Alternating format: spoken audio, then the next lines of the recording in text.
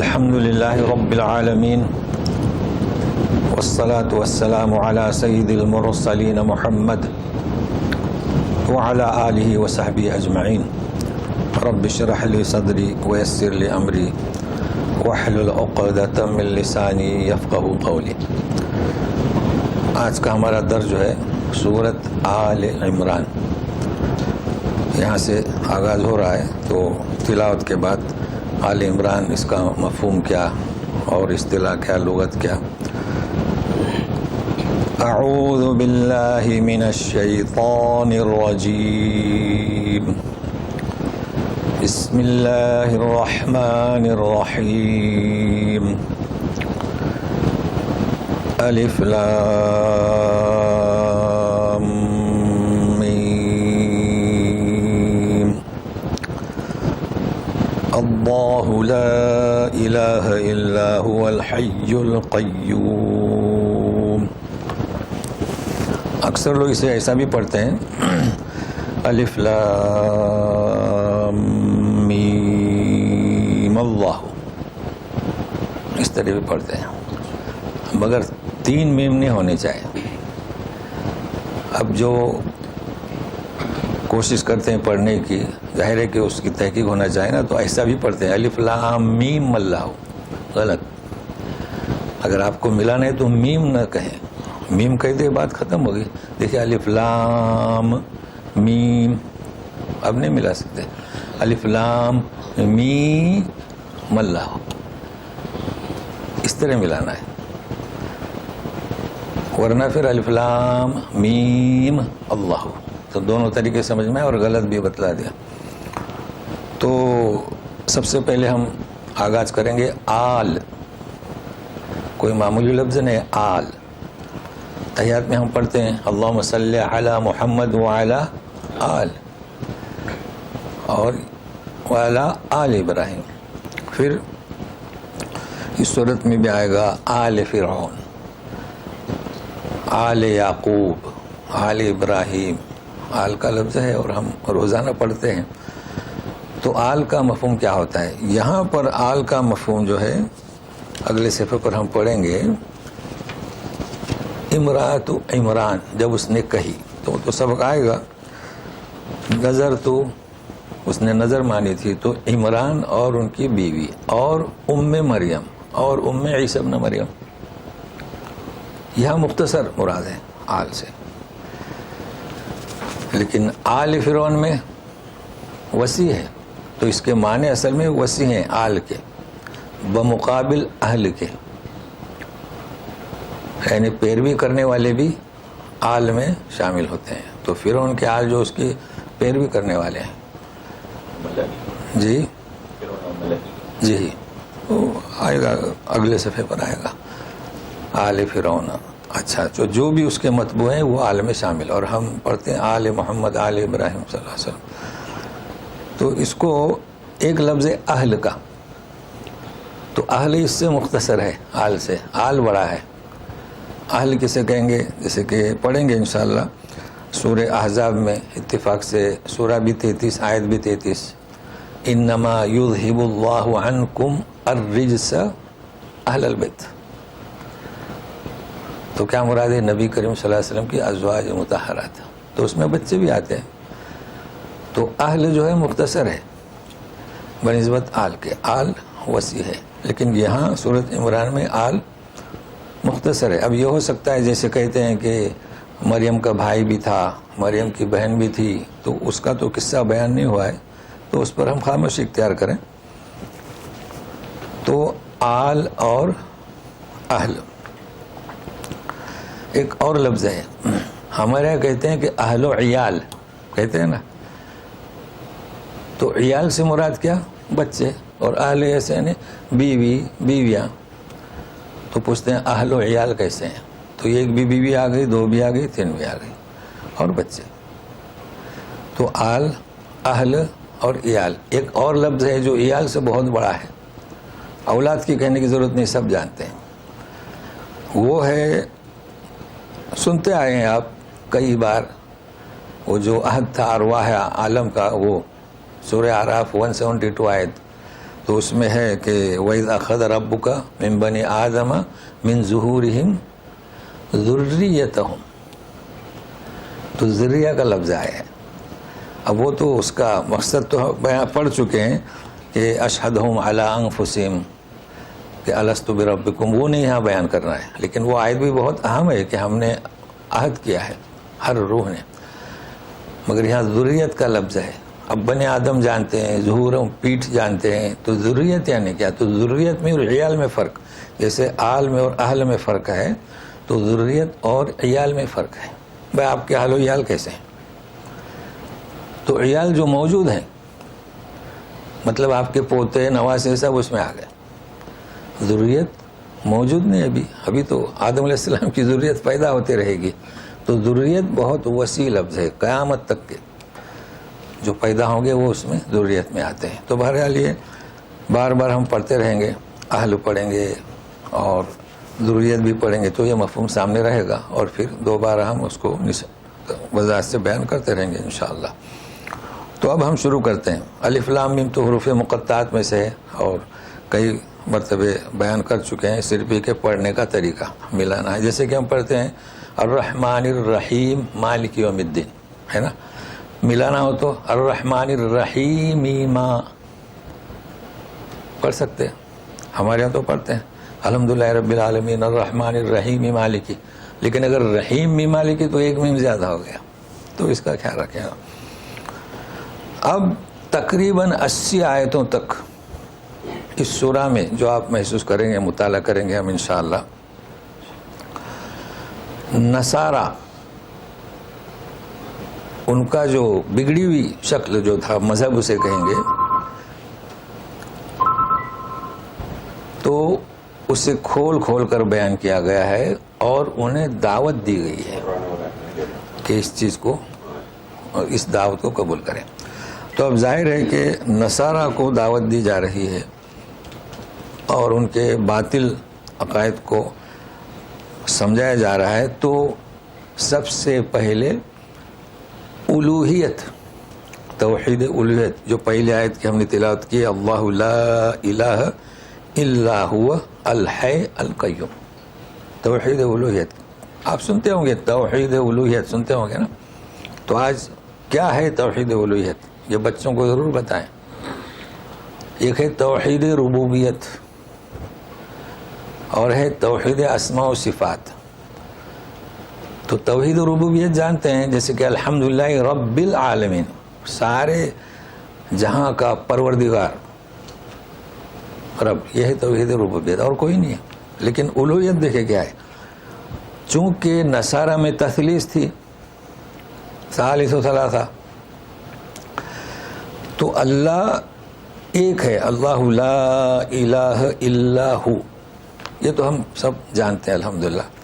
مگر آگے ہے الحی اور پھر ہے القیوم. تو وہ ایسا معبود ہے، برحق ہے کہ ہے، زندہ ہے، یہ اس کی صفت ہے. تو الوہیت کی بات ہو رہی ہے. وہ زندہ مخلوق بھی ہے، مگر وہ ذات ایسی ہے کہ ہمیشہ سے زندہ ہے، ہمیشہ سے زندہ تھی، پہلے سے زندہ ہے، زندہ رہے گی. وہ معبود ہو سکتا ہے. اب دنیا میں ہم سب زندہ ہیں، مگر زندہ تھے نہیں، اس نے زندہ کیا. کتنا رہیں گے زندہ اس کی مشیت پر ہے. تو معبود کیسے ہو سکتے ہیں؟ یہ بہت اہم نقطہ ہے ان لوگوں کے لیے جنہوں نے اللہ کو چھوڑ کر دوسروں کو معبود قرار دیا. اسے کہتے ہیں توحید الوہیت. چاہے کوئی بھی ہو، پتھر ہو، ندی ہو، پہاڑ ہو، یا کہ مزار ہو، سب باطل چیزیں ہیں. ایسا نہیں ہے کہ ہم مسلمان ہیں تو ہم جو کریں گے قبروں کے ساتھ وہ جائز ہوگا، نہیں. یہ اس لیے زور دیا جاتا ہے توحید الوہیت پر. اچھا، ہم نے یہ قرآن کا درس اس کو ہم نے اختیار کیا، جبکہ مجھے بھی کہا گیا لوگوں نے جب ہمارے انٹرویو ہوتے تھے کہ کیا بیان کریں گے، اس کو منہج. یہاں آپ کو یاد ہے وہاں پر بھی نائب مدیر نے مجھ سے پوچھا تھا کہ منہج کیا ہے، تو ہم نے بتایا کہ قرآن و حدیث. کچھ لوگ منہج بتاتے توحید، تو توحید بتائیں گے تو پھر وہ توحید پر ہی بیان چلتا رہے گا. لیکن ہم نے ایسا منہج اختیار کیا قرآن اور احادیث اور اس کے آگے لگایا تھا صحیحہ.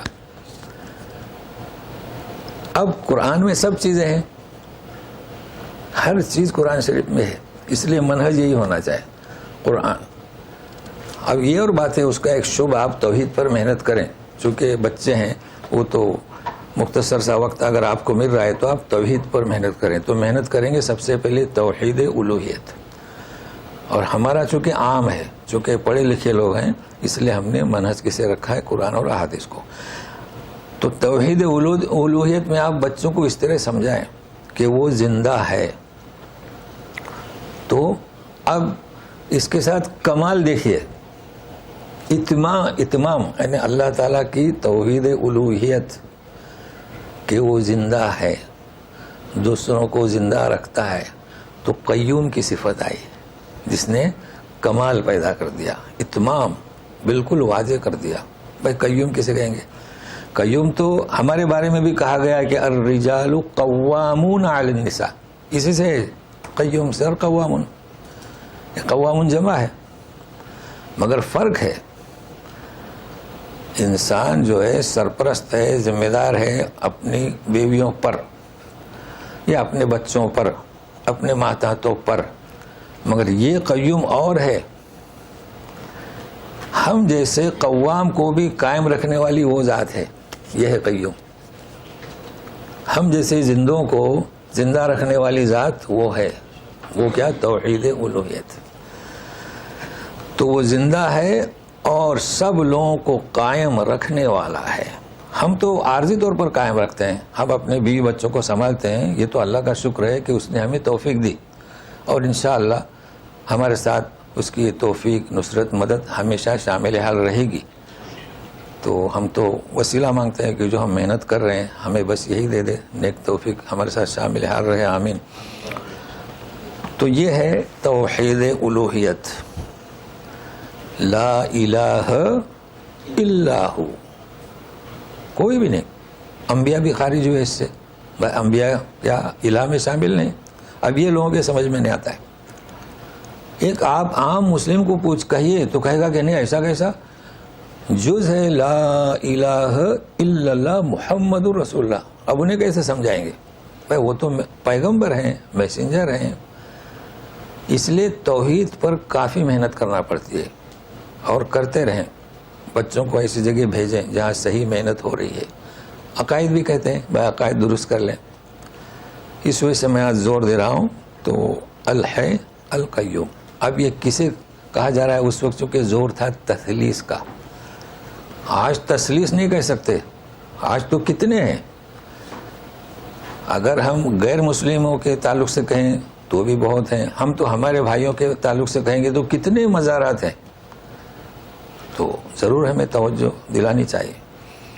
تو معبود اسی کو بنائیں جو ہے اور قیوم, ہمیشہ زندہ اور قائم ہے اور قائم رکھنے والا ہے. زمین و آسمان کو کس نے قائم رکھا؟ اب ہماری جو صفت ہے یہ اس کی دی ہوئی ہے, اور یہ نصارہ سے انہیں دعوت دی جا رہی ہے. تو اب سنیے, نزل علیک الکتاب بالحق مصدقا لما بین یدیہ وانزل التوراۃ والانجیل. اتاری کتاب آپ پر, یعنی نبی کریم صلی اللہ علیہ وسلم پر, بالحق, سچی اور پکی. اچھا, اس کا بعد انہوں نے ترجمہ کیا ہے اتارا. اب یہ اردو دونوں صحیح ہے, میں نے کافی غور کیا کہ ترجمہ کیا کر رہے ہیں. تو ایک صاحب کر رہے ہیں کہ اللہ نے اتارا تم پر کتاب, پھر بھی صحیح ہے چونکہ نزل کا ترجمہ کیا. مگر اردو میں کتاب مؤنث ہے تو اتاری کتاب, دونوں میں کوئی فرق نہیں. میں نے دیکھا کہ اردو والوں نے اس چیز کو اپنایا ہے. تو کتاب اتاری یا کتاب اتارا تم پر حق, جو تصدیق کرنے والی ہے جو تمہارے سامنے ہے, جو پہلی کتابیں آئیں اور اس وقت موجود تھی. اب خصوصی ذکر کر رہے ہیں, اور اتاری تورات اور انجیل, یا اتارا تورات اور انجیل. چونکہ یہ دو کتابیں بہت مشہور ہیں، چونکہ صحیفے بھی اترے ہیں اور زبور بھی اتری ہے، اس وجہ سے خاص ان کتابوں کا ذکر، چونکہ مخاطب کون ہے؟ نصارہ، تو ان کے پاس یہ دونوں کتابیں موجود تھیں اور یہود کے پاس بھی تھیں، لیکن یہاں پر مخاطب ہیں نصارہ۔ اب کتاب جو ہے تصدیق کرتی ہے، اس کا مطلب کیا ہوا کہ ہماری یہ جو کتاب ہے یہ آپ کی کتابوں کی تصدیق کرتی ہے، اور آپ کی کتاب آپ لوگ تصدیق نہیں کر رہے ہیں، وہ بھی کتابیں تصدیق کرتی ہیں لیکن آپ لوگ تصدیق نہیں کر رہے ہیں ہماری کتاب کی۔ تو اس کو واضح کر کے کھول دیا گیا، جیسے کہ آج کل ہے بھائی ہم دوسروں کا احترام کرتے ہیں، کچھ نہیں کہتے، لیکن وہ ہمارے بارے میں کہتے ہیں۔ یہ بیماری جو ہے یہ حسد اور بغض پہلے سے چلا آ رہا ہے، تو اللہ تعالیٰ نے کتنے وضاحت سے سمجھایا کہ تمہاری کتابوں کی تصدیق کرتے ہیں، تورات و انجیل بھی اتارا۔ اب دیکھیے مزید وضاحت کی جا رہی ہے، من قبل هدى للناس وانزل الفرقان ان الذين كفروا بآيات الله لهم عذاب شديد والله عزيز ذو انتقام۔ اب دیکھیں ہم جو پڑھ رہے ہیں نا، سنسناتی آواز بھی آ رہی ہے، واللہ عزیز، زن دیکھیں نا، زا جو ہے اور ذن سنسنا رہی ہے، پھر نرم ہو گئی، پست آ گئی، تو یہ صفات پڑھنا پڑیں گے۔ صفات ہم ان کو ابھی چھیڑتے نہیں ہیں، مگر یہ بہت ضروری ہے صفات، کیونکہ صفات جو ہیں یہ بتاتی ہیں کہ اس کی ادائیگی کیسی ہے۔ تو دیکھو ز، از، عزیز، ذو انتقام، ذال میں نرمی ہے، پستی ہے۔ تو انشاءاللہ محنت کریں گے تاکہ آپ بھی اطمینان سے پڑھتے رہیں۔ تو خیال رکھیے گا کہ زا جو ہے اس میں سی ٹی سی بچتی ہے، زا ہے، سین ہے، شین ہے، اور زال میں آواز نرم ہوتی ہے۔ اچھا، اب یہاں جو بیان کیا جا رہا ہے دوسرا سنیے، من قبل ہدی للناس، پہلے، یعنی یہ جو کتابیں اتری قرآن شریف سے پہلے، وہ بھی ہدایت تھی لوگوں کے لیے۔ اب آپ اعتراض کر سکتے ہیں کہ من تو زیر دیتا ہے اپنے ماں باپ کے لیے، ہے نا، ہمیشہ دیکھو من اللہ، بسم اللہ، مگر یہ تو پیش آیا، یہ بھی میں نے ایک دو دفعہ بتایا ہوں، مگر یہ چونکہ گرامر ایسے ہیں کہ بار بار ہوں گے تو سمجھ میں آتے ہیں۔ چونکہ اس کا مرجع پہلے ہو تو اس پر پیش آتا ہے، تو مرجع کیا ہے؟ تورات و انجیل، من قبل یہ ہے۔ تو پھر اور کوئی آیت آئے گی تو میں بتاتے رہوں گا، بہرحال خیال رکھے کہیں من قبلی، کہیں من قبل، جی۔ تو جب مرجع پہلے ہو تو پیش، مرجع بعد میں ہو تو پھر زیر، وہ من عمل کرتا ہے۔ وَأَنفِقُوا مِمَّا رَزَقْنَاكُمْ مِن قَبْلِ أَن يَأْتِيَ أَحَدَكُمُ الْمَوْتُ، مرجع بعد میں، بھائی موت آنے سے پہلے خرچہ کرو۔ یہ مرجع یعنی آپ کیا کہیں گے اسے، مطلب ضمیر کس کی طرف جا رہی ہے؟ یہ مرجع یعنی کس کے بارے میں بات ہو رہی ہے؟ ہاں، سبجیکٹ، بھائی مرنے سے پہلے خرچہ کرو، اور مین آ گئے، مین صاحب آ گئے، تو سبجیکٹ تو مرنے سے پہلے خرچہ، تو مرنا بعد میں ہے اس لیے زیر لگا دو۔ اور یہاں وہی سبجیکٹ ہے کہ کتاب آسمانی اس سے پہلے آئی تو مرجع پہلے ہوا۔ اب ہم چونکہ مرجع کہتے رہتے ہیں تو یہ ہے مرجع، تو یہ ذہن میں رہے گا، اچھی چیز ہے۔ ہم آپ جی تو آج واضح ہوا، حالانکہ اس کے پہلے بھی ہم بیان کر چکے ہیں، مگر کہ مجھے پتہ ہے کہ ہم لوگ اتنی محنت سے اسے پڑھتے تھے تو ایک ایک چیز آپ کے ذہن میں رہے گی۔ تو من قبل ہدی للناس، جی، یہ لوگوں کے لیے ہدایت تھی، یعنی جو پہلے اتری ہیں کتابیں یہ بھی ہدایت تھی۔ پھر آپ لوگوں کو کیا ہو گیا؟ دیکھو کیسا انداز ہے سمجھانے کا، یہ تو ہدایت تھی، لوگ اس پر جمے رہے اور ایمان کی حالت میں وفات ہوئی، جنت کے مستحق ہوئے، آپ لوگوں کو کیا ہوا؟ کیسا انداز ہے سمجھانے کا کہ من قبل، جی۔ اور ہدایت آپ جانتے ہیں رہنمائی کرنے والی، رہبری کرنے والی۔ اچھا، اب جو ہے اس کتاب کا ذکر ہو رہا ہے فرقان کے ساتھ، کیونکہ یہ آخری کتاب ہے، جامع ہے، کامل ہے، تمام ہے۔ اس نے تو بالکل ہی کھول دیا اور اتارا اس نے فرقان. اب فرقان تو ہمارے یہاں میل استعمال ہوتا ہے اس لیے اتارا. فرقان جانتے ہیں آپ, حق و باطل کے اندر تمیز کرنے والی, تو یہ تمیز کرتی ہے. یعنی یہ قرآن جو ہے یہ حق و باطل میں یعنی ایسی تمیز کر رہا ہے, مگر کون فرق محسوس کر سکتا ہے؟ ذوی العقول, ذوی الالباب, یہی. یعنی یہ تم جان بوجھ کر بھی یہ فرقان ہے, اس کے باوجود بھی. اب دیکھیں اس بات کو ملحوظ رکھے گا, تثلیث کا بطلان اور الوہیت کی تاکید اور تمہاری کتابوں کا ذکر اور اس فرقان کا ذکر. اب بھی اگر لوگ کہتے ہیں قرآن میں عذاب کا ذکر ہے, شدت کا ہے, اب بھی اگر کوئی نہیں مانے تو دیکھیے ان الذین کفروا بآیات اللہ لہم عذاب شدید. لوگ اعتراض کرتے نا کہ سخت عذاب, اللہ تعالیٰ کیسے رحمان اور رحیم, تو کیوں نہ سخت عذاب ہو. کتنی تفصیل سے سمجھایا گیا, کتنے وسائل پیدا کیے گئے, اس کے باوجود بھی تم جیسے کہ سنی انسنی کر رہے ہیں. تو پھر ان الذین کفروا بآیات اللہ, جنہوں نے کفر کیا. اب یہ اصلی کفر ہے. تمہاری کتابوں سے انکار کر دیا, اس کتاب کا انکار کر دیا, اللہ کا انکار کیا, تمہارے رسولوں کا انکار کیا, اس آخری رسول کا انکار کیا. اس سے بڑھ کر کفر کیا ہے؟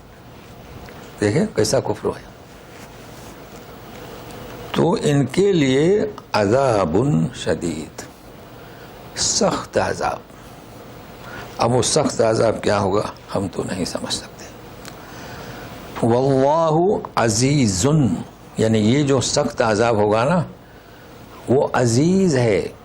عزیز کے معنی ایسا زبردست ہے, ایسا غالب ہے کہ اس پر کوئی دوسرا غالب نہیں آ سکتا اور وہ نہ مغلوب ہو سکتا ہے. ایسا عزیز ہے. جب انتقام لے, اچھا ذو انتقام, آپ سوچتے ہوں گے انتقام, ہمارے یہاں تو ہم پڑھتے ہوں گے کسی کے لیے انتقام کی بد دعا نہیں کرنا, کسی سے انتقام نہیں لینا, مگر اللہ تعالیٰ فرماتے ہیں کہ ذو انتقام, وہ انتقام لیں گے. کیوں؟ سامنے رہے آیات. مخاطب کون ہے؟ نصارہ. باقی یہود وہ تو سورہ بقرہ میں ہو چکا, پھر خطاب ہوگا ان سے, مگر یہاں خاص ان کا ذکر ہو رہا ہے. اب یہاں پر آپ تھوڑی سی توجہ دیں. اکثر لوگ چونکہ سوالات کرتے ہیں, اب جو درس ہوا وہ ہوا, اب کس کیسٹ میں ہوا مجھے پتہ نہیں, کہاں تلاش کریں. تو سورہ رحمان میں ہوا ہے اور درمیان, تو آج بھی ہم اسے بتاتے ہیں. دیکھیے ذو انتقام, ذو ہے نا, ذو الجلال والاکرام, ذو. تو رحمان میں ہم نے بتایا تھا کہ وَيَبْقَى وَجْهُ رَبِّكَ ذُو الْجَلَالِ وَالْإِكْرَامِ, سورہ رحمان میں. آخری آیت میں وَتَبَارَكَ اسْمُ رَبِّكَ ذِي الْجَلَالِ وَالْإِكْرَامِ. پھر ہم نے بتلایا تھا کہ یا ذا الجلال والاکرام, اس وقت اور بتایا تھا. آج کے حالات سے دوسری دعا پڑھ رہے ہیں ہم, یا ذا الجلال والاکرام اکرمنی, اس وقت بتایا تھا. آج ہم کیا پڑھیں گے؟ یا ذا الجلال والاکرام اکرمنا المسلمین بالہند وسائر المسلمین. جی تو یہ کیا ذل جلال, ذل جلال, ذل جلال کیسے ہوا بھائی؟ وَيَبْقَى وَجْهُ, تیرے رب کی ذات باقی, فائل ہوا نا, تو یہ ذل جلال اس کی صفت ہے ذو کی, تو ذل جلال. آخر آیت سورہ رحمان کی وَتَبَارَكَ اسْمُ رَبِّكَ, ربی زیر ہے, اسم کا مضاف ہے تو زیر, تو یہ ذل جلال والاکرام ربی کی صفت ہے. اچھا جب آپ پکاریں گے یا, صحابہ پکار دیتے یا رسول اللہ, رسول اللہ نہیں, رسول اللہ, تو ہمیشہ جو مضاف مضاف علیہ ہوگا تو پہلے پر زبر آئے گا. خالی کہیں گے یا رسول تو یا رسول مشترک ہونا چاہیے, یا رسول اللہ. اب اسی طریقے سے دیکھیے عزیزن خبر ہے حالت رفع میں, تو ذو انتقام.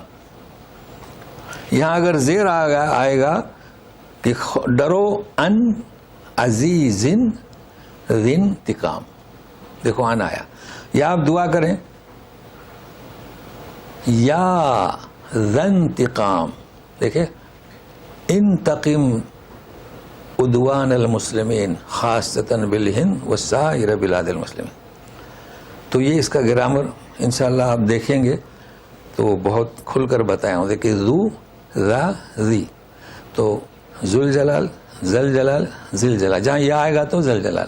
تو اسی طریقے سے ذو انتقام ذی انتقام اور یا ذی انتقام.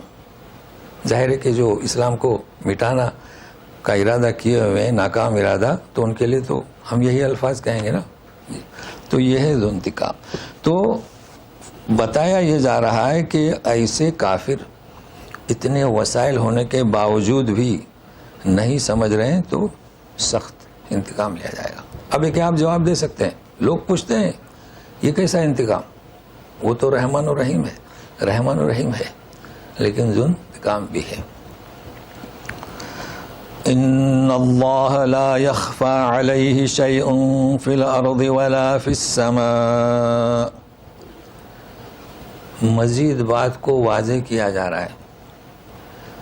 تم جو کچھ بھی کر رہے ہو، خطاب نصارہ سے، اللہ پر کوئی چیز مخفی نہیں ہے. لا یخفی یعنی پوشیدہ، زمین میں اور نہ آسمان میں.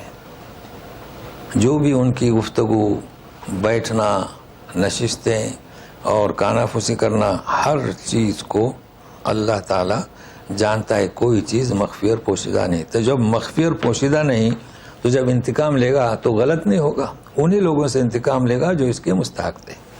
اس میں چونکہ خطاب انہی سے ہے، باقی ہر ایک کے لیے درس ہے جو ظلم کرتے ہیں، ظلم اٹھاتے ہیں.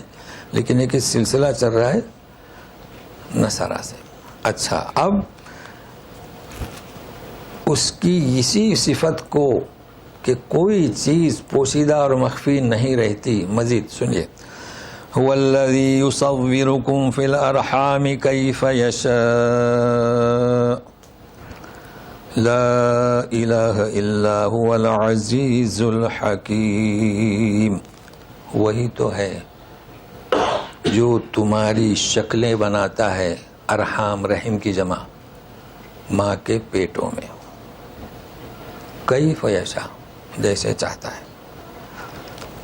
اور پھر وہی توحید الوہیت. اب دیکھیں رحم میں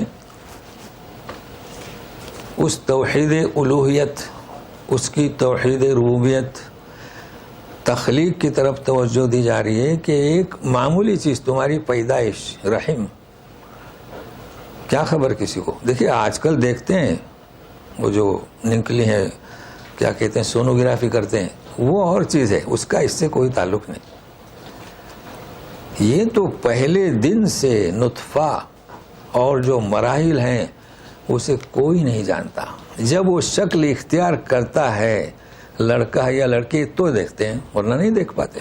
چلو پہلے دن سے بتاؤ نطفہ. تو یہ بیان کیا جا رہا ہے کہ یہ ایسی باریک چیزیں، یہ بھی اللہ تعالیٰ کہاں، رحم میں، ماں کے پیٹوں میں. تو کیسا ہے وہ کہ ہر چیز، کوئی بھی چیز اس پر مخفی نہیں ہے. دیکھیں دعوت دی جا رہی ہے کسے؟ نصارہ کو، اور انہوں نے تثلیث قائم کر دی. تو اسے ذہن میں رکھیے گا، لا الہ الا ہو.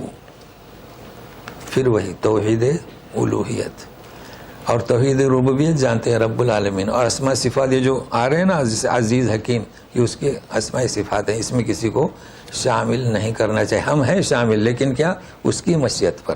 تو یہاں پر بھی لوگ گلو کر جاتے ہیں، انبیاء کو عالم الغیب سمجھتے ہیں، اولیاء کو عالم الغیب سمجھتے ہیں. تو یہ توحید اسماء و صفات میں خلل کرتے ہیں، توحید ٹوٹ جاتی ہے ان کی.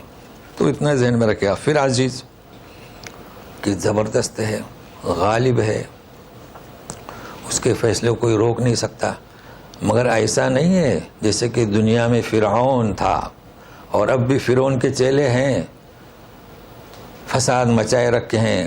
وہ ایسا نہیں ہے. حکیم، الحکیم، حکمت کی بنیاد پر. یعنی دیکھیے اس قدر ذو انتقام بیان کیا گیا شدید عذاب شدید بیان کیا گیا، لیکن اس کے باوجود بھی وہ کبھی بھی کسی پر ظلم نہیں کرتا، بلکہ حکیم حکمت کی بنیاد پر۔ دیکھو فرعون لڑکوں کو مار دیتا تھا، پھر بھی اس پر عذاب آیا نہیں، موقع فراہم کیے گئے، وسائل دیے گئے، ڈھیل دی جاتی رہی، لیکن جب آخری مرحلہ آیا کہ بنی اسرائیل اس کی بستی کو چھوڑ کر جا رہے ہیں، اسے چاہتا کہ گھر میں بیٹھا رہتا تو اپنی جو عمر ہے وہاں تک رہتا، تو ایسے وقت میں گرفت کرتے ہیں حکمت کی بنیاد پر، علم کی بنیاد پر۔ اب اس فرقان کے تعلق سے کہا گیا نا بھئی یہ کتاب فرقان ہے، تو سنیے، هو الذي أنزل عليك الكتاب منه آيات محكمات هن أم الكتاب وأخر متشابهات فأما الذين في قلوبهم زيغ فيتبعون ما تشابه منه ابتغاء الفتنة وابتغاء التأويل وما يعلم تأويله إلا الله والراسخون في العلم يقولون آمنا به كل من عند ربنا وما يذكر إلا أولو الألباب۔ جی اس میں کئی چیزیں ہیں، اب تو الحمدللہ آپ لوگوں کو عادت ہو گئی، وابتغاء التأویل، جبکہ اردو میں تعویل کہتے ہیں، تو اردو ہے، یہ عربی ہے، تو یہاں تأویل پڑھیں۔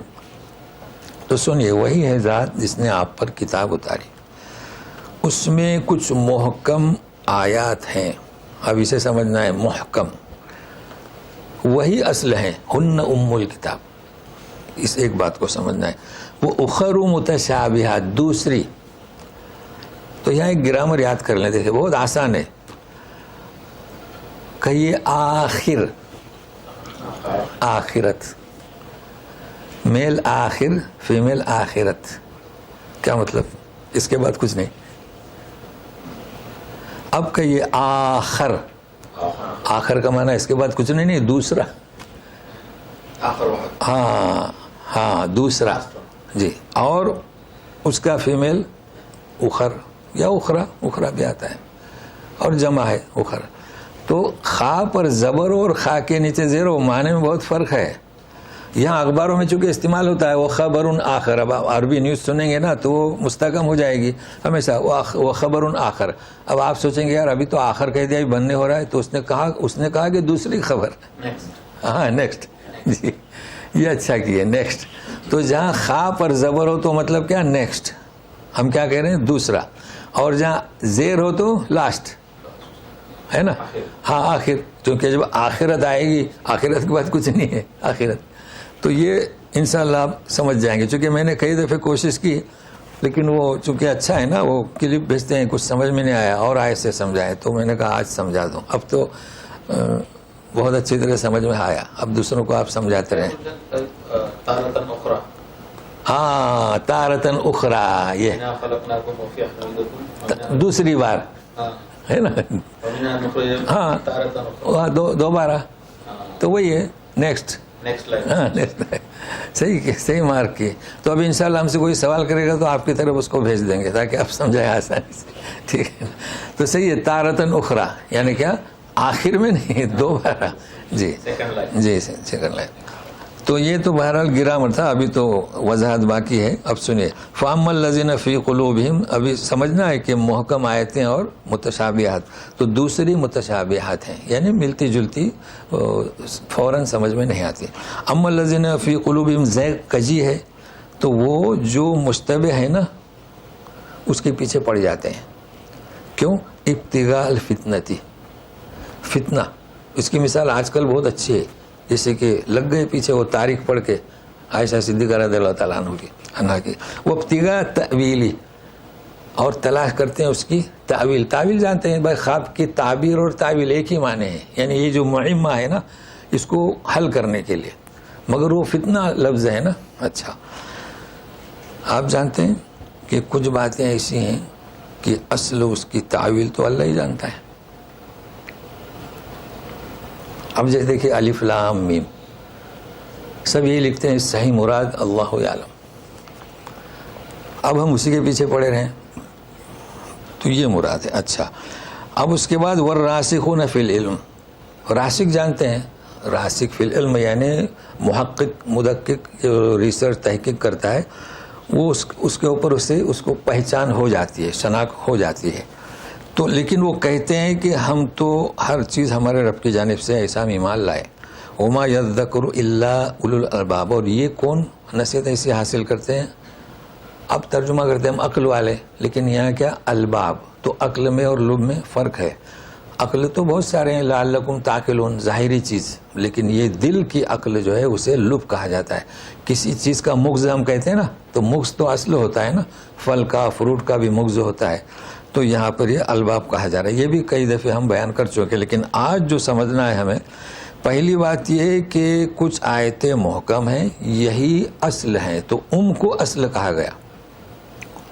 کو اصل کہا اس لیے کہا گیا، اور اسی سے امی ان پڑھ، چونکہ ماں جب جنتی ہے وہ بچے کی اصل ہوتی ہے، کوئی بھی آئے تو بھاگتا ہے ماں کی گود میں، تو اصل. دوسرا مفہوم کہ جب وہ آتا ہے باہر تو ان پڑھ رہتا ہے، تو امی دیکھیں چونکہ وہ اصل کی طرح ہے. تو یہاں پر جو کہا گیا ہے کہ یہ اصل ہیں، یعنی جو محکم آیتیں اقیموا الصلاۃ وآتوا الزکاۃ، یہ محکم آیتیں اچھی طریقے سے سمجھ میں آتے ہیں، یہی اصل ہیں. اب رہا جو ملتی جلتی ہیں وہ اخر دوسری کیا جو مشتبہ ہیں، تو اب یہ ایسی آیات ہیں کہ جس کا مفہوم سمجھنے کے لیے صحابہ کرام ابن عباس رضی اللہ عنہ سے پوچھتے تھے، حضرت عمر سے پوچھتے تھے، عائشہ صدیقہ سے پوچھتے تھے، کیونکہ اس کے لیے ضرورت پڑتی ہے کہ کوئی سمجھائے. جی، اور سمجھانے کے بعد بھی پھر کیا کہتے ہیں واللہ عالم بمرادی. جیسے کہ الف لام ہم نے کئی دفعے سمجھایا کہ قریش نے اعتراض نہیں کیا، یہود نے اعتراض نہیں کیا، اس کا مطلب اس کے معنی لوگ جانتے تھے، اب بھول گئے. لیکن اب ہم اسی کے پیچھے پڑے رہیں، جیسے کہ جیسے کہ آج کل چل رہا ہے. چلیے ظاہری چیز کو پڑھ لیا، لکھا ہوا ہے کہ 6 سال میں شادی کیا ہوا، شادی ہوئی، نکاح ہوا، اور 9 سال میں رخصتی ہوئی، بس اتنا ہی پڑھ لیا. اچھا ترجمہ لکھنے والے جو ہے نا، جس نے ترجمہ کیا اسے خود اس کا علم نہیں کہ یہ کیا واقعہ ہے. سائٹ میں حاشیے میں لکھ دینا چاہیے تھا بالغ، 9 سال میں بالغ ہوتی تھی لڑکیاں، مگر وہ چھوڑ دیا تو اس کو لے لیا انہوں نے. اچھا دوسری باتیں نہیں لی، چل رہا ہے. دوسری باتیں کیا نہیں لی کہ نبی کریم صلی اللہ علیہ وسلم کی رحمت للعالمین ہے، اس رحمت کی پاداش میں لڑکیاں زندہ ہیں، ورنہ تو درگور کرتے تھے. اسے نہیں لیا تو اسے بھی پیش کرو نا. بھائی کیا ہوتا تھا مکے میں، لڑکیوں کو دفن، تو یہ صفت کیوں نہیں لی؟ تو معلوم ہوا کہ ابتغاء الفتنتی و ابتغاء تعویلی، یہ شرپسندی ہے، شرپسند ہے، یہ چاہتے ہیں، مطالعہ کرتے ہیں کہ کوئی چیز مل جائے، سمجھ نہیں پاتے. اب ہمارے یہاں نقص ہے بخاری کے ماشاءاللہ ترجمے میں نے دیکھا، اردو میں، مراٹھی میں ماشاءاللہ جیسے کہ بڑی محنت کر رہے ہیں. کیا ہے وہ ترجمے سے کیا ہوتا ہے؟ الحائضۃ تصلی، حیض والی عورت نماز پڑھے. وہ ترجمہ کرتا ہے اسے خود پتہ نہیں اس کا کیا مطلب. بھائی سائٹ میں لکھنا چاہیے تھا حیض والی عورت نماز پڑھے، کیا مطلب؟ کہ جب اس کو حیض آنا شروع ہو گیا تو اس پر نماز لاگو ہو گئی. ہاں اب ایک نماز بھی نہ جی بالغ، جی وہاں تو حیض کا لفظ ہے نا، الحائضۃ تصلی، جو بالغ ہو گئی تو نقص ہم میں ہے، اور وہ فتنہ والوں کو تلاش کرنے میں آسانی ہو جاتی ہے. بہرحال یہ مکر ہے، وہ مکروا ومکر اللہ واللہ خیر الماکرین. بہرحال یہ میں نے اس لیے سمجھایا کہ یہ متشابہات کیا ہے. ایسی کئی آیات ہیں متشابہات کی، جب آئیں گی تو ہم اس پر وضاحت کریں گے. تو یہاں پر یہ کہا جا رہا ہے ان کے دل میں روگ ہے. ثابت ہوا کہ جو الزام لگا رہے ہیں ان کے دل میں کیا ہے؟ روگ ہے، نفرت ہے اسلام سے، امت مسلمہ سے، سچے دین سے. اچھا اب وما یعلم تاویلہ الا اللہ، اسے سمجھیں. دیکھیں یہاں پر تو قاف لام یا لکھا ہوا ہے جو عربی پرنٹ ہے. آپ کے یہاں کیا لکھا ہے؟ اردو پرنٹ والوں کے یہاں یا نہیں ہے کسی کے پاس اردو پرنٹ؟ چلو اچھا ہے. کہا گیا کہ وقف کرو، قیل وقف کرو. کیوں؟ وہ کیا چاہتے ہیں کہ وما یعلم تاویلہ الا اللہ، یہ صفت اللہ کے ساتھ خاص کر دو. اب رہا راسخون فی العلم، جنہیں گہرائی ہے وہ تو کہتے ہیں سمجھ میں آئے یا نہ آئے، آمنا بہ کل من عند ربنا. دیکھو ہے نا، یہ ان کا جو ترجمہ جنہوں نے یہاں پر قاف لام یا لکھا ہے. لیکن دوسرا فریق ہے کہ ملا دیجئے، وما یعلم تأویلہ الا اللہ والراسخون فی العلم، مطلب ہے کہ اس کی تعویل صرف اللہ ہی جانتا ہے، اللہ اور راسخون فی العلم جانتے ہیں. تو ظاہر ہے کہ ایسا ترجمہ کریں گے تو پھر جواب دینا پڑے گا، یہ کیسے راسخون فی العلم؟ تو راسخون فی العلم اللہ کے عطا کردہ علم کی بنیاد پر، کیونکہ ہمارے پاس علم کہاں سے، بذات خود نہیں آیا، ہم بذات خود زندہ نہیں، لیکن وہاں سمجھانا پڑے گا. تو بہتر ہے کہ وقف کریں، اسی چیز کو اپنائیں. لیکن اگر اس طرح سمجھا سکتے ہیں وہ جو راسخون فی العلم جو ہیں وہ بذات خود نہیں ہیں. تو بہرحال دونوں طریقے سے ہے. کہیں پر آپ کو یہاں وقف کرنے کے لیے کہا جائے گا تو کوئی فرق نہیں پڑتا ہے، آپ کو جس پر آپ کو کیا کہتے ہیں، جس پر استحکام، جس پر آپ کا جمع ہو اسے اختیار کریں. یقولون آمنا بہ کل من عند ربنا وما یذکر الا اولو الالباب. عقل اور چیز ہے، عقل اور چیز ہے. عقل تو نصارہ کے پاس بھی ہے، یہودیوں کے پاس بھی ہے، ان مشرکوں کے پاس بھی ہے. عقل سے سب کام نہیں ہوتے، داخلی عقل سے سمجھو. بھائی آنکھیں تو سب کے پاس ہیں، دیکھتے ہیں کہ یہ مردہ ہے، پتھر کا بنا ہوا ہے، پھر بھی پوجا کرتے ہیں. وہ آنکھیں کس کام کی؟ تو بصیرت، تو یہ لب جو دل کی گہرائی سے سمجھتے ہیں وہی نصیحت حاصل کر سکتے ہیں، ورنہ کچھ بھی نہیں. بس دیکھیے کیسے کھل کر بتلایا جا رہا ہے. اور یہ بھی ذہن میں رکھیے 80 آیت تک قریب کس پر رد، کس پر؟ نصارہ پر، اور دعوت توحید الوہیت مقابل تثلیث. اب یہ راسخون فی العلم کے تعلق سے جی، ربنا لا تزغ قلوبنا بعد اذ هديتنا وهب لنا من لدنك رحمة انك انت الوهاب. اے ہمارے رب، لا تزغ قلوبنا، یعنی ہمیں تو نے ہدایت دی، اب ہمارے دل نہ پھر. ہدایت دینے کے بعد ظاہر ہے کہ ہدایت تو اللہ نے دی، لیکن دل بھی پھر سکتا ہے. شیطان محنت کر رہا ہے، کوشش کر رہا ہے، اور یہ جو بلوا ہے لوگوں کا تو اللہ کی طرف رجوع کر رہے ہیں. وَحَبْ لَنَا مِن لَدُنْكَ رَحْمَةً، حب اِنَّكَ أَنْتَ الْوَهَّابُ، اسی سے وہاب اس کی صفت ہے. ہمارے نام بھی رکھتے ہیں، عبد الوہاب رکھتے ہیں جی. تو وہب اور وہاب یہ صفت اللہ کے. دیکھیے ہم بھی ہبہ دیتے ہیں، ہبہ سے، ہبہ یعنی کسی چیز کو یہ اللہ کی جانب، اللہ کئی لوگوں کو ایسا ہبہ دیتا ہے، یعنی اسے آپ کیا کہیں گے، صلاحیت کہیے، بغیر کسی منفعت کے، بغیر کسی مقابل کے. دیکھیے ایک تو ہمیں اللہ تعالیٰ اجر دیں گے، ٹھیک ہے، نمازوں کا، روزوں کا، مگر ہبہ اور چیز ہے. یہ بغیر منفعت مطلب کیا؟ ہم جب کسی کو ہدیہ دیتے ہیں، کوئی چیز ہے نا، حب لہو، یہاں سونا مطلب ہبہ کر دو، یعنی دے دو اسے. لیکن ہمارا ہبہ کرنا کسی منفعت کے تحت ہوتا ہے. دیکھیے ہم لوگ ایک دوسرے کو ہدیات دیتے رہتے ہیں شادی بیاہ میں، ہمارا مقصد اور ہے، مگر اللہ تعالیٰ بغیر کوئی منفعت نہیں چاہتا، بغیر کسی منفعت کے. ہاں یہ کسی چیز کے بدلہ نہیں، کوئی چیز وہ ریٹرن آپ سے نہیں چاہتا. ہاں عوض میں، جی عوض میں. یہ ہے کہ جس کو دیتا ہے اس سے کچھ نفع نہیں چاہتا، وہ تو محتاج نہیں ہے کسی چیز کے، کوئی نہ بدلہ ہے نہ اس کا عوض ہے، اور نہ کسی یعنی وہی اجر کسی چیز کا، بلکہ وہ اپنی طرف سے دیتا ہے. اور یہ کسے دیتا ہے؟ دیکھیں آپ نے دیکھے ہوں گے کہ بڑے بڑے علامہ جو بولتے ہیں ماشاء اللہ، کیا کچھ کلم کچھ گفتگو میں، یہ اللہ کی جانب سے ہبہ ہے. تو کہتے ہیں کہ اسے اللہ نے موہبہ دیا ہے. یہ محنت سے نہیں ملتا. ایک انسان محنت کرتا ہے، کامیاب ہوتا ہے امتحانات میں، وہ اور چیز ہے. جو محنت کرتا ہے وہ تو شیخ سعدی فرماتے ہیں تم بہت محنت کرو گے نا تو تھوڑا سا علم ملے گا، کتابیں دیں گی، 100 کتابیں چاٹو تو تھوڑا سا ملے گا. ہبہ اور چیز ہے، اللہ تعالیٰ دے گا.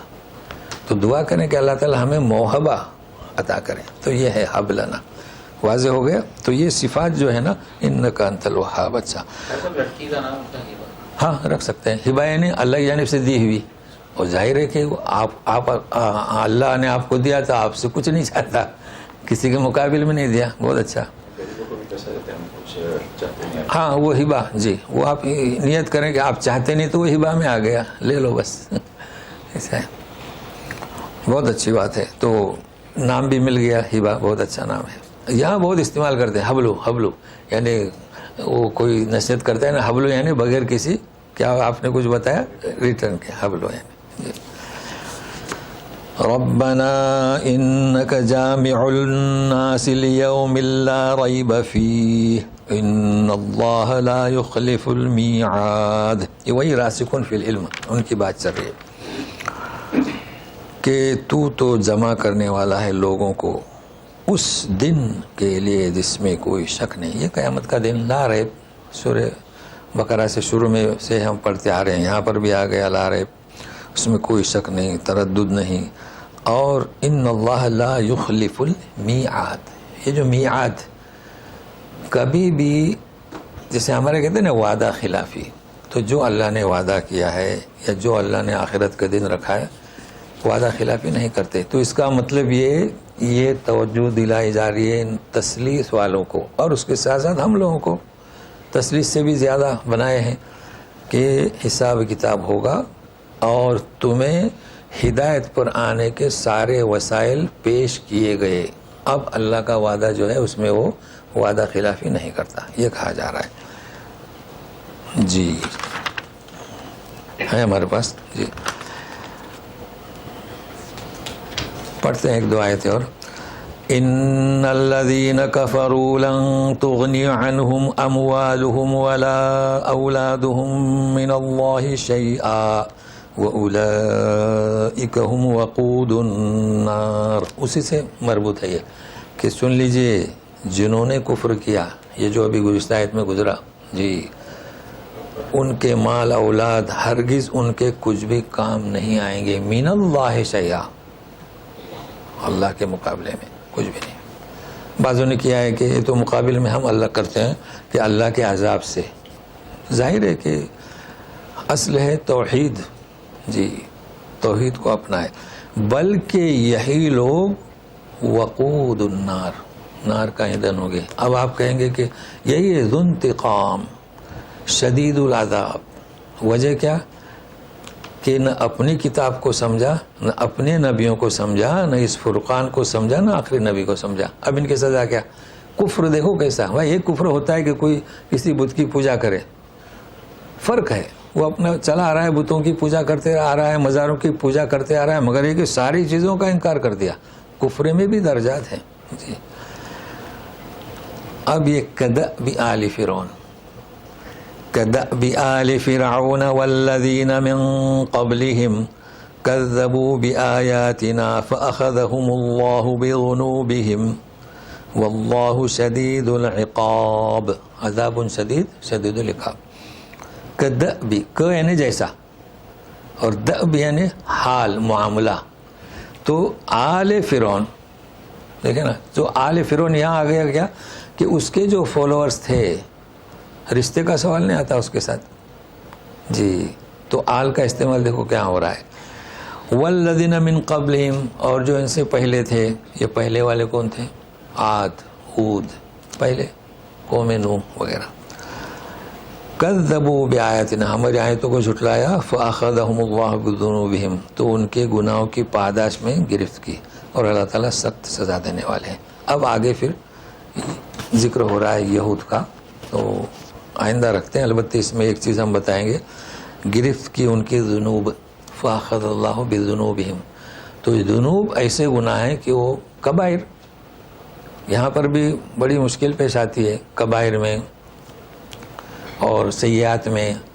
تو اسے نوٹ کر لیں کہ ان اللہ یغفر الذنوب جميعا, سارے گناہوں کو معاف کرنے والا ہے, مطلب مغفرت اسی کے حد میں. اور سیئات, ان الحسنات یذہبن السیئات, ہے نا. سیئات تو آپ نیکی کریں وہ مٹ جاتی ہیں, اور پھر قسم وغیرہ کفارہ ادا کرو. تو یہ ذنوب جو ہے بڑے گناہ ہیں. تو ان گناہوں کی پاداش میں چونکہ انہیں مواقع ملے توبہ کرنے کے مگر انہوں نے توبہ نہیں کی تو اس لیے ان کی گرفت ہوئی. پھر ان کو کتنے مواقع ملے, کتنے معجزے موسیٰ علیہ السلام نے پیش کیے, نشانیاں. تو اللہ تعالیٰ پھر سخت سزا دینے والے ہیں. تو اب آئندہ جو شروع ہوگا کہ تم غالب ہوگے, جہنم کی طرف کھینچے جاؤ گے اور بہت ہی برا ٹھکانہ ہے, اور پھر 2 جماعتیں, پھر وہ جنگ بدر کا بھی قصہ شروع ہوگا تو اس کو آئندہ رکھتے ہیں. تو یاد رکھے گا جو ہم نے اصطلاحات بتائی ہیں یہ بڑی مفید رہیں گی. اور چونکہ ہمارا بھی درس قرآن چل رہا ہے, کچھ چیزیں تحقیق سے ہم بتا رہے ہیں تو کافی مفید ہوں گی, توجہ رکھیے گا. اعوذ باللہ من الشیطان الرجیم کدأب آل فرعون والذین من قبلهم كذبوا بآياتنا فأخذهم الله بذنوبهم والله شدید العقاب. جی سبحانک اللہم و بحمدک نشہد ان لا الہ الا انت استغفرک و اتوب الیک. جو جانا چاہے جا سکتے ہیں, سوال کرنے والے رک جائیں. وعلیکم السلام ورحمۃ اللہ. جی کہیے. ڈاکٹر صاحب یہ جو ہے متشابہات والی جو ہے چیزیں, کیا یہ قرآن کے لیے, یہ حدیث کے لیے بھی یہ کہی جا سکتی ہیں کہ جس کے اندر ہم اکثر شک میں اور ہم لوگ آپس میں بحث میں مبتلا ہوتے ہیں کہ جس کے اندر ہم کہتے ہیں کہ ایک حدیث ہے, تو یہ جو بیان قرآن کی جو آیت ہے ان کا متشابہ, یہ ہم کیا حدیث کے لیے بھی اپلائی کر سکتے ہیں کہ اس میں بھی وہ خراب متشابہات کوئی چیز ہوتی ہے جس میں ہم لڑتے ہیں, آپس میں بحث کرتے ہیں؟ ایک سوال یہ تھا. دوسرا سوال یہ تھا کہ وہابہ کیا میں اپنا مطلب کسی اپنے جو مجھے زیادہ اچھا عزیز ہے بیٹا, کیا میں اس کو ساری یا بہت سارا حصہ اپنے جائیداد کا دے سکتا ہوں؟ یہ دوسرا سوال تھا. تیسرا اسی پہلے والے سے تھا کہ حدیث اگر کیا ماورا ہوگی ہے اس سے قرآن سے, یعنی قرآن سے ثابت ہوگی حدیث, یا ایسی بھی ہوگی کہ جو قرآن میں نہیں ہوگی وہ بھی ایسی حدیث ہو سکتی ہے جس کا قرآن میں کہیں ہمیں ذکر یا پتہ نہ ملے یا اس کی شہادت نہیں ملتی ہو, تو وہ اس حدیث کا کیا کیجیے؟ یہ 3. اور یہ چوتھا غیر متعلق سوال ہے, وہ یہ ہے کہ جب ہم وسیلہ پڑھتے ہیں نا اس میں رب هذه الدعوة التامة والصلاة القائمة, اس میں ہم وعدتہم کا لفظ یوز کرتے ہیں, وہ کہاں وعدہ کیا؟ اور پہلی بات وسیلہ کا مطلب کیا ہے؟ وسیلہ کا مطلب وہ اصل وسیلہ جو ہمارا اردو میں ہوتا ہے, یا یہ وسیلہ اعلیٰ جگہ ہے, تقرب کی اعلیٰ جگہ ہے جو حضور صلی اللہ علیہ وسلم کے لیے ہم لوگ دعا کرتے ہیں؟ اور اس میں جی یہ 4-5 سوال. جی وسیلہ تو ایک مستقل درس ہے, ٹاپک ہے یہ. بہرحال ہم بتائے دیتے ہیں مختصر. حدیث میں بھی اسی طریقے سے اسے سمجھنا ہے, چونکہ کئی احادیث ہیں جس سے ہماری امت بٹ گئی, سمجھ رہے ہیں نا. جیسے میں بتاؤں کہ جب تم امام کے ساتھ جماعت میں شامل ہو جاؤ تو شامل ہو جاؤ, رکوع میں سجدے میں وَأَدُّوا مَا فَاتَكُمْ,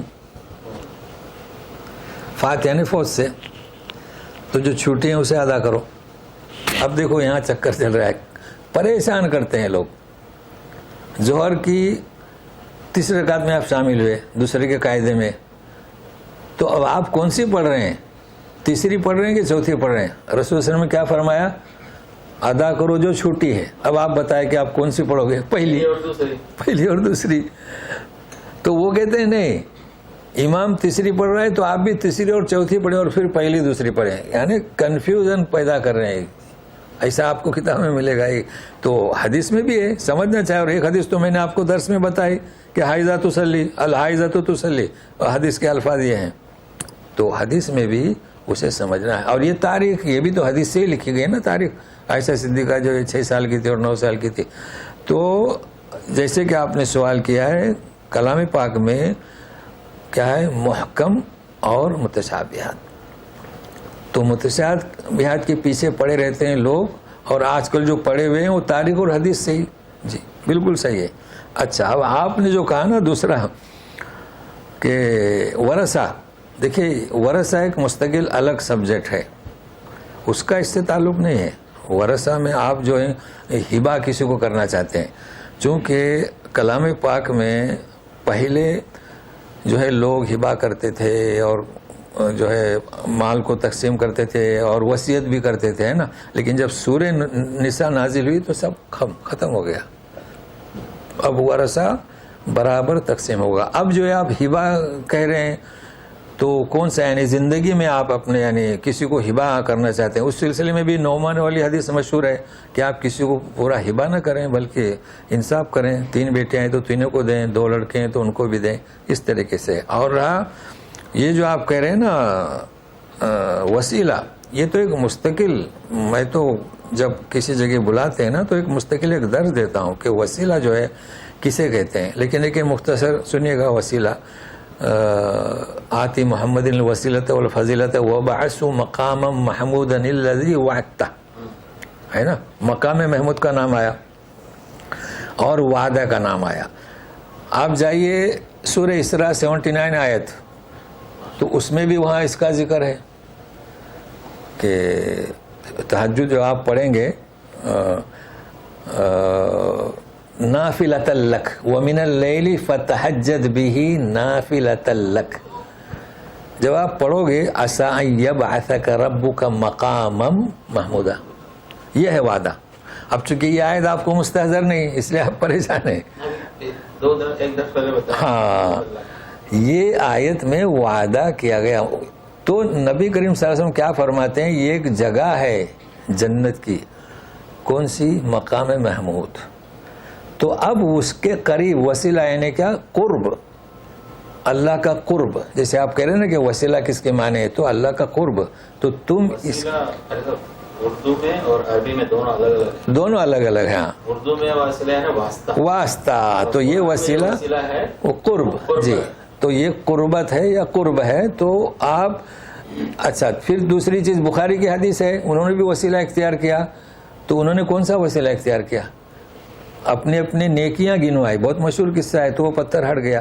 اچھا، اس میں خاص نقطہ جو میں بیان کر رہا ہوں، نبی کریم صلی اللہ علیہ وسلم یہ نہیں فرماتے کہ مجھے وسیلہ بناؤ. یہ نوٹ کر لیں.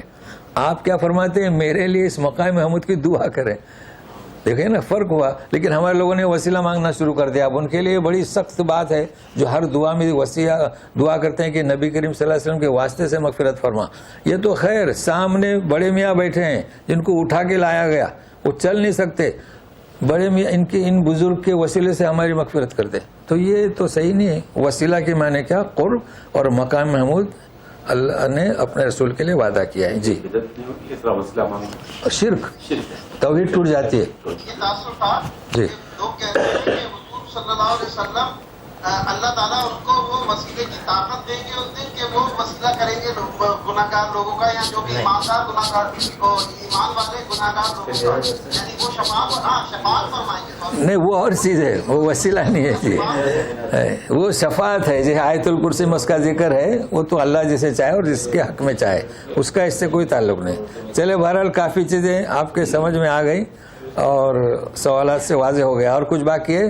تشبث ہو گیا. چلیے، سبحانک اللہم. اچھا، ہم نے 10 منٹ دے دیے. جی جی، ٹھیک ہے.